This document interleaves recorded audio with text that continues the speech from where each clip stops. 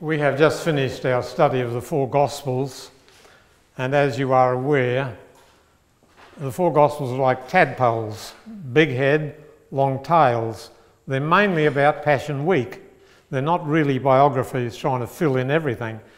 Practically nothing about our Lord's first 30 years, but a lot about the cross. And I want to share with you two of the best statements that have ever been written about the cross. I hope you'll listen very carefully. These are worth their weight in gold, and if sometime you get the video, you will play them again. The first one was written by a man who was a very great Christian, but went through an abyss of doubt and uncertainty. But later he wrote this: "The Christ of the cross and the cross of Christ are the key to the world and its measure. At Calvary we find our great lesson, how to think of and how to deal with this world. The cross puts a true estimate upon everything we see or experience, all that seems good or evil, all advantages, all promotions or demotions, all pleasures, excitements, rivalries, hopes, fears, desires, efforts, and triumphs of mortal man.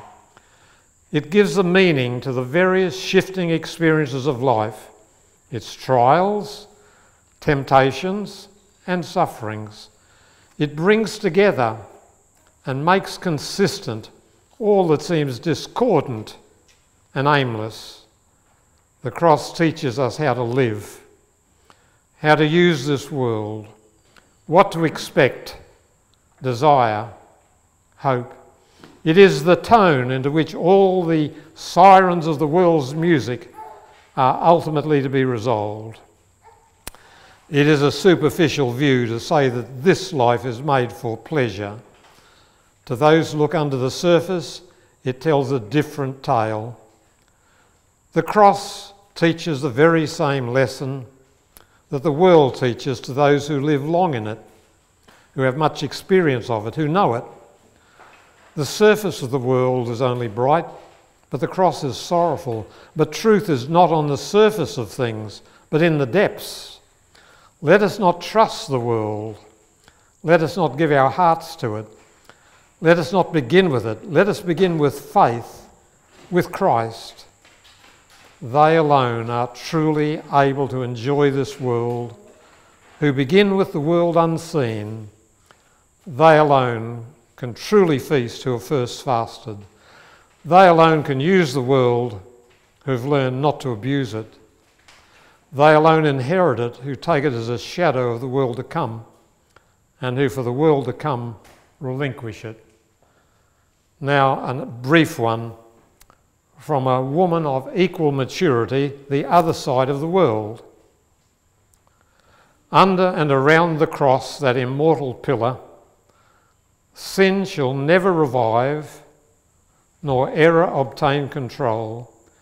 In the cross, all influence centres, and from it, all influence goes forth. It is the great centre of attraction. Hanging upon the cross, Christ was the gospel."